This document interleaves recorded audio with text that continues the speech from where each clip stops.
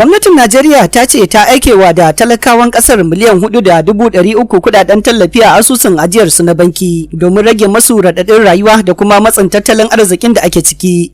Ministan kudin kasar Wale Edun ne ya bayyana haka tare da alƙawalin ci gaba da tallafawa mutane miliyan guda a kowane wata. To koya 'yan Najeriya suka karɓi batun? Allah ya taimake mu ya ba mu sa'a mu ma mu samu namu. Wanda zan ce wannan ƙarerayin mun saba jin su gaskiya a Najeriya. Wannan abin da kake ji ana hidi mu mun saba a zo a yi wannan kanin labaran a ce ana bada kuma ba a bada.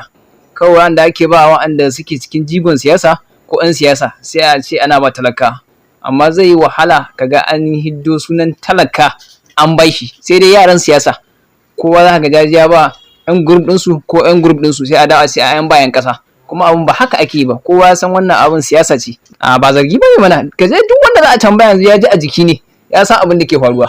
Ni wannan magana da gaji mun gaji ga wasa ban kaho ba an ga hidin wannan abu kwanaki mun cike rufin ma mun ji shiru mun ƙara cike wannan mun ji shiru kai mun gaji sabon kaho alƙawarin Najeriya mun sha jin shi muna gani shi sai dai a hidi amma sai dai a samu irin nasu masu jiri a jika irin wanda suka shahe su masu hannu da shi su ake ƙara ƙarfi su ƙara gaba talaka kullum suna nan sun waɗi suna ƙashin wahala.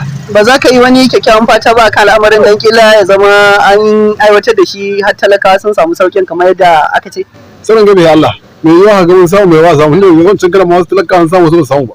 So gaskiyar magana ko da sai da na duba abin ga balance ina na ga babu ko naira. Baka ga kuɗin sun ƙaru. Sirrika ne. Yo ai ko naira babu ma bari in ga wai wasu kuɗi sun ƙaru. To amma baka tunanin tun da yanzu aka fara abin kila nan gaba ku samu. To kila babu dai tabbas.